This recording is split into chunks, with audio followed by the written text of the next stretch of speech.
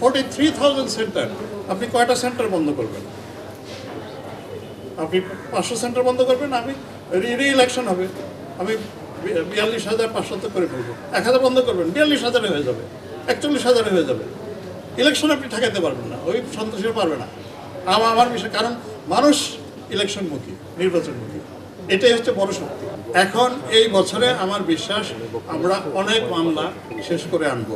Exactly কতজন police chargesheeted হয়েছে এই মুহূর্তে আমার সংখ্যাটা নাই, তবে আপনারা তো ইন্টারন্যাশনাল ক্রাইমস ট্রাইব্যুনালে প্রচুর, অন্তত 21 জনকে তো আমরা গ্রেফতার করে পাঠিয়েছি। এর বাইরে বোধহয় আরও 30-31 জন আছে যাদেরকে এখনো পারিনি, তারা সবাই চার্জশিটেড। জেলার এসপি এবং রেঞ্জের ডিআইজি ওনাদের বিবেচনায় যাকে মনে করছেন যে নির্বাচনের সময় তিনি যথাযথভাবে দায়িত্ব পালন করবেন না, তাদেরকে চিহ্নিত করছেন। আমরা যখন ডেপ্লয়মেন্টটা হবে ওই জানুয়ারিতে, তখন আমরা এই সংখ্যাগুলো বিবেচনায় নিই।